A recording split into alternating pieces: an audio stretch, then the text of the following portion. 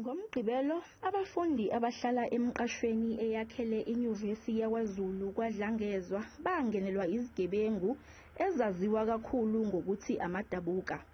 Lesi sikhungo asinazo izindlu zabafundi ezanele nokugcina kuphoqa ukuthi abafundi bathole imiqasho. Kodwa-ke eminingi yayo ayigunyaziwe isikhwama esilekelela abafundi i-NSFAS. Esikhathini esiningi, amadabuka asuke efuna izinto zobuchwepheshe okungama-laptops, ama-cellphones kanye nokunye. Iy'ngane ey'hlala ngaphandle bakwazi ukuyithagetha kalula uma sebefuna lokho esikubiza ngama-gadget noma kanye le mishini esiyisebenzisa ukuthi sikwazi uku-accessa i-internet, sikwazi ukuthi sibonane njengoba sibonana nokwenza imfundo-ke ithi ukuba lula.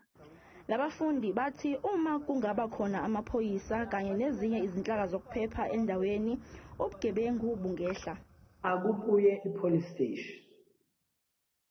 2, sicela ukuthi in-surroundings, not just kwi-campus kuphela noma okanye esikhungweni semfundo lesisikisona, but in-surroundings sicela lama-lights lawa amade ukuthi sengikhohlwe ukuthi abizwa ngani, but lama-lights amade so that sizokwazi ukubona ngisho umenzi wobubi eza. Inyuvesi ithi isazohlala phansi nababhekelele zokuphepha emphakathini. Kuhlangane nje wonke abantu ababhekelelene nezokuphepha endaweni, sibone ukuthi ngaphela kuyinkinga yasendaweni lobulelesi lobu.